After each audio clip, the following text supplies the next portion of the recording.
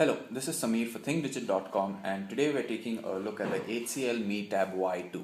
This is another budget tablet. It costs 15,000 rupees, but it's really upping the ante when it comes to the features that a budget tablet offers the consumer. Why? Well, for starters, it has a 7-inch display which is an IPS display. This is one of the best displays we've seen in a budget tablet. It has fantastic viewing angles. The display is very vibrant in terms of the colors it represents. Videos look very good on the screen. It's just a nice screen to look at on a budget tablet that costs 15,000 rupees. Its overall build too is really nice. The back may be plasticky, but it has a rubberized finish to it which gives it a good grip when you're holding the device. In terms of its design, it's a little more rectangular than other 7-inch tablets, which is good since its aspect ratio is nice for watching videos. On the face of the device, it just has your 3 touch sensitive buttons, which is the back, home and the menu button. It's pretty standard to what we expect from Android smartphones and tablets, and it's a good addition. In terms of other physical buttons, it has the power button, which also acts as a sleep wake button, as well as the volume rocker right on the top. It has a 0.3 megapixel front facing camera for video chatting, and the rear has a 2 megapixel camera.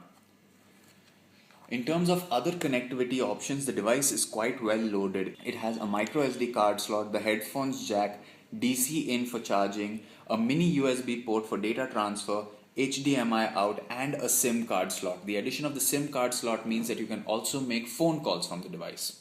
The device, though it is well built, it is slightly heavy as well, almost 370 grams in weight, whereas other tablets are near the 340 mark. The additional 40 grams are not a hindrance, and it shows that the device is well built.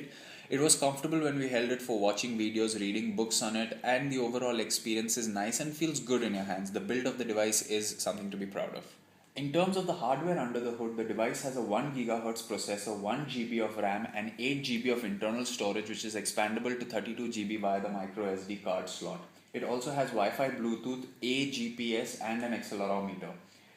Being an HCL device, it comes with a lot of preloaded apps. You can see it has Big Flicks, Hungama, LinkedIn, a few games,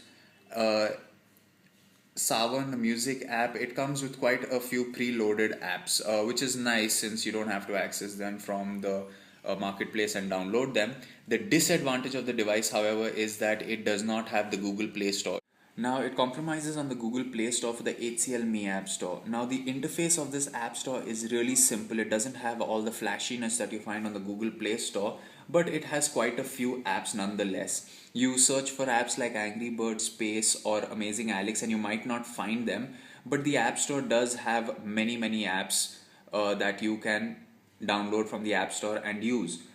The downside is that you don't get all the latest apps immediately, which means you don't have access to the Play Store, but it does have an app installer, which means you can download the APK files from the internet and install them on the tablet. It is a tedious process, but since HCL has removed the Google Play Store, that's your only way of getting new apps on the device. The advantage of the Mi App Store is you really don't need to have a username or a Google account like you do for the Google Play Store. And you can just access the app and download apps immediately. We would have liked it if HCL had included the Google Play Store in addition to their own App Store, and the absence of the Google Play Store is dearly missed. Since the 7-inch display has a resolution of 1024 by 600, it is a very good display. It ran the videos very well, very smoothly, and colors looked really nice and vibrant. On the other hand, the audio output isn't the best. The sound from the device is really flat, it lacks bass, it's soft, and it's just very underwhelming that the speakers on the device are so not good. It played all the formats we threw at it. So we had MOVs, MKVs, AVIs, 1080p, MP4s, and they all just ran very smoothly on the device. You do have the option to make phone calls from the device, but this is one of the most weakest features of the device. So you have the dialer. First of all, since the device is so big, it is really difficult and cumbersome to hold it. Secondly, as you can see, there is no earpiece on the top of the device. So when you make a phone call, it's actually the speaker phone at the back which acts as your earpiece, and it's really cumbersome. First of all, you'll be holding the device backwards on your ear. The device is big, so it's going to be very uncomfortable to use as a phone. and it's just not a very good experience using the device as a phone. We've seen the Samsung Galaxy Tab 2 also has the ability to be used as a phone, and that too was a little cumbersome. This falls under the same category. In fact, it's a little worse than that since you only have the speaker phone and no earpiece on the device. The keyboard on the device is stock Android, and it is as comfortable to use as it is on any other device. In landscape mode, it is a little wide and maybe difficult for the two thumb use, but in portrait mode it is much more compact and comfortable to use like this, and you have the easy access to the symbols on top, which is an ICS feature, which is really good. The keyboard is standard and it is really comfortable to type on. Browsing the internet on the device was a mixed experience. The device is really vibrant and nice with its display, so we can read the text and images look nice. But the overall browser, the stock browser that comes on the device, isn't the best to use. Pages took a little time to load. It was a little laggy in terms of navigating and scrolling. But there is no option to download the Chrome browser as it wasn't available on the HCL ME App Store as of reviewing this device. That would have been a nicer option. But since the display is good, you can really just load up your text and read, which is nice. It's just that the device won't be very comfortable while you are navigating through the page. Playing games on the device is really fun, especially considering the fact that you have a very vibrant display on which you can play the games.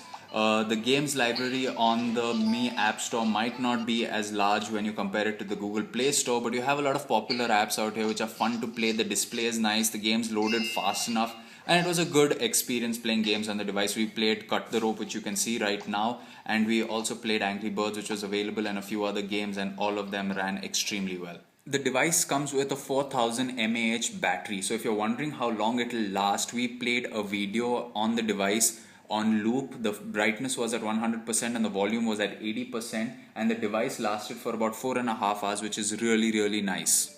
To conclude, we would like to say that the HCL ME Tab Y2 is a mixed bag. For 15,000 rupees, you're getting a good performer, a very good display, and the device is built well. It will run the apps that you have. You can read books. It will give you a decent battery life for the price you pay, and is overall a good device. The biggest downside is that you do not have access to the Google Play Store, which means that if you are an app junkie, be prepared to compromise a little bit, since the device will not give you access to all the apps. You can, however, load them by downloading the APK file from the internet, but that is a bit of a tedious process. It has the HCL ME App Store.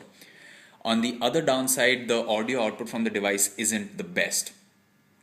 Overall, if you're looking for a good performing tablet and are not an app junkie, for 15,000 rupees, you can check out this device. If the Google Play Store and access to every app that exists for Android is a big necessity for you, then you may want to look elsewhere or try to load them on the device via the APK installer. The display is good, performance is above average.